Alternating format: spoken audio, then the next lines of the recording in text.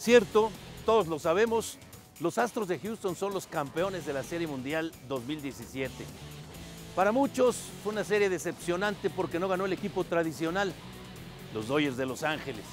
Para mí en particular dije, bueno, mejor que se esperen a que llegue Adrián González y la rompa con los Dodgers o probablemente con los Padres de San Diego o con quien encuentre. Para otros, los Astros de Houston no merecían estar ahí. Por tradición, tendrían que regresar los Yankees. Pero como dijeron en aquella película argentina, si vos también tenés tu historia. Los Astros de Houston la tienen, y la tienen en serio.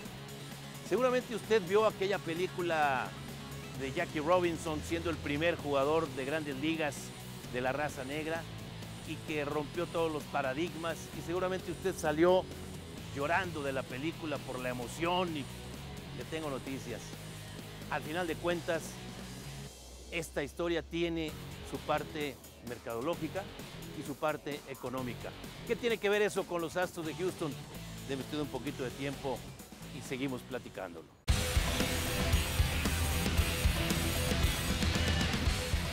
Y nos tenemos que trasladar con la imaginación en el tiempo al final de la Segunda Guerra Mundial, cuando las tropas de los Estados Unidos, los soldados, los voluntarios, todos regresan con otra forma de pensar.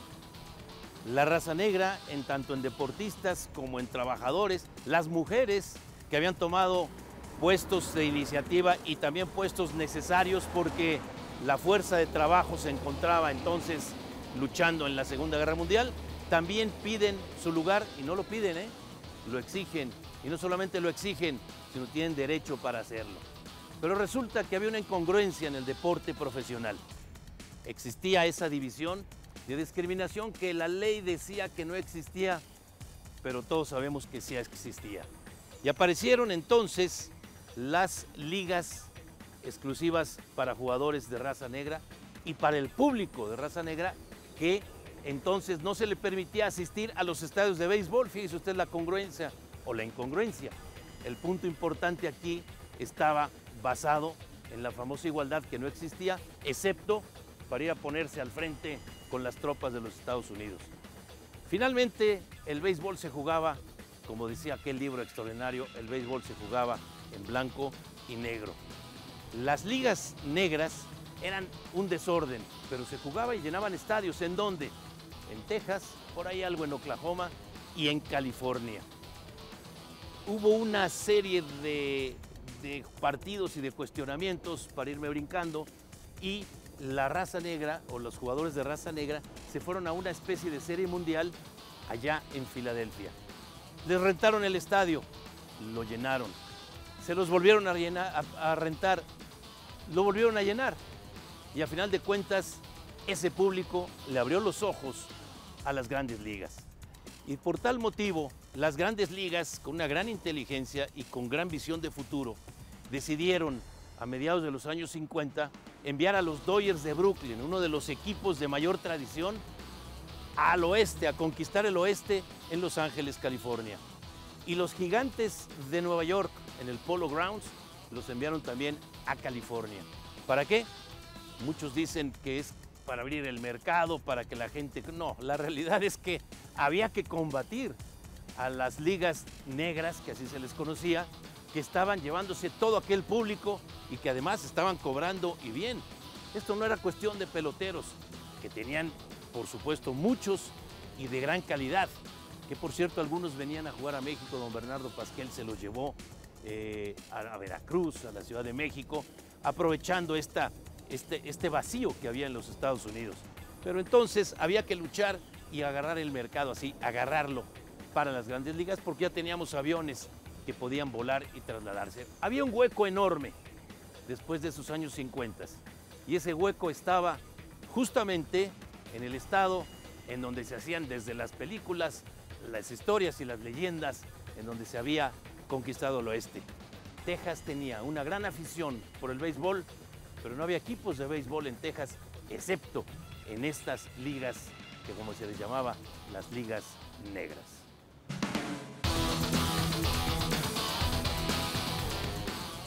En aquel entonces, finales de los años 50, rozando el arranque de los años 60, en donde comenzaron todos aquellos movimientos políticos, económicos, sociales, religiosos, en la reivindicación de los derechos humanos parejos, como decía la Constitución de los Estados Unidos. Esto aunado a las nuevas formas y a las nuevas reglas de la sociedad norteamericana, de aquellos que habían regresado de la Segunda Guerra Mundial, como les comento, y la postura de las mujeres en cuanto a los empleos, el deporte tenía que alcanzar esto. A final de cuentas, ya no era el béisbol un deporte de trenes y de autobuses que se movía en aquella zona del noreste de los Estados Unidos, la zona de Nueva Inglaterra, la zona de Nueva York, la zona de Filadelfia, Washington, todo aquello. Era muy difícil en los años 30 y 40 que los equipos se desplazaran de otra manera, pero el avión cambió todos estos paradigmas, lo rompió absolutamente. Y había una frontera para los Estados Unidos, una frontera no declarada, que era el río Mississippi. Lo que pasara de Missouri para allá era el oeste, que muchos conocían como el viejo oeste, y había que conquistar ese oeste. En cuanto a los deportes, era curioso que con mucha vocación hacia los deportes, sobre todo universitarios, en el fútbol americano, el estado de Texas era un gran vacío para los deportes profesionales.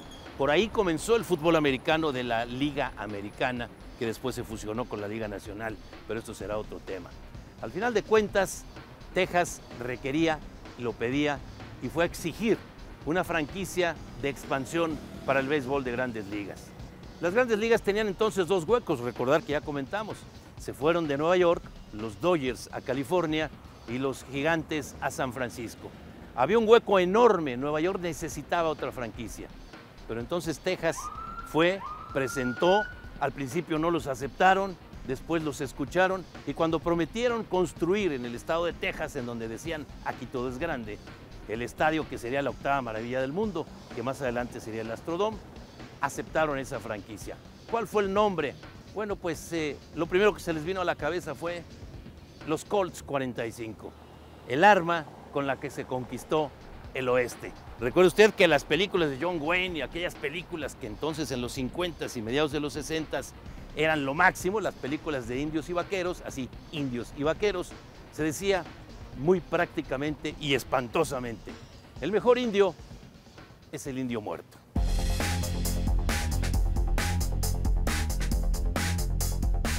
Los Colts 45 presentaron un proyecto, pero al mismo tiempo las Grandes Ligas con mucha visión aceptaron un proyecto o promovieron el proyecto, o yo diría que enamoraron el proyecto y lo dejaron ahí para el béisbol de regreso en Nueva York.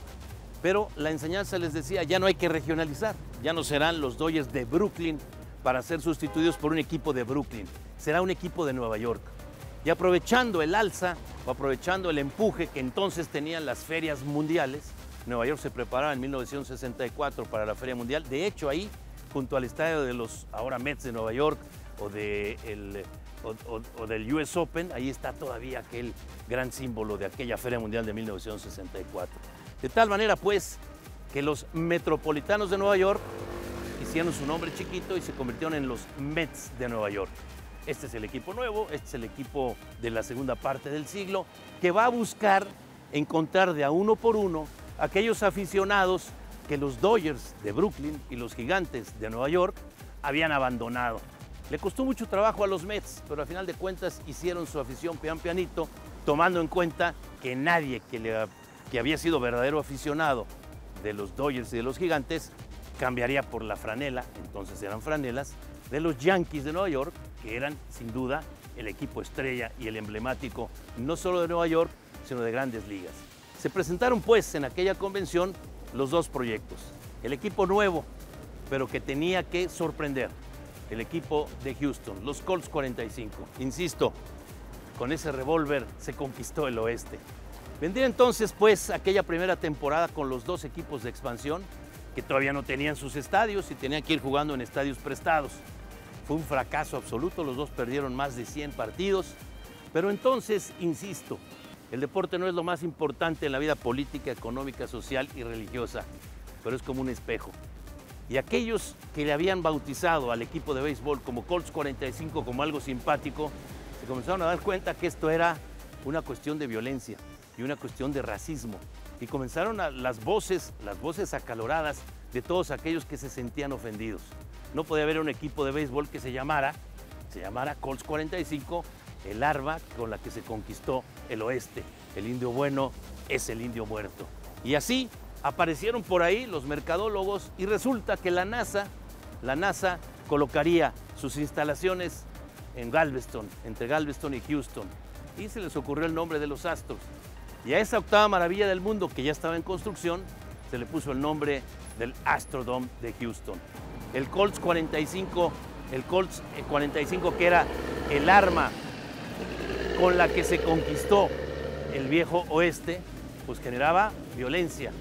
Y había que recordar que en 1963, en la ciudad de Dallas, en el estado de Texas, se convirtió para muchos en la mala fama del estado más violento de la Unión Americana. Habían matado al presidente John F. Kennedy en 1963. Ya un día platicaremos acerca de esa teoría que dice que la serie de Dallas y los Vaqueros de Dallas le cambiaron la cara al estado de Texas. Yo le diría que los Colts 45 que se convirtieron en Astros de Houston ayudaron con el otro 50%.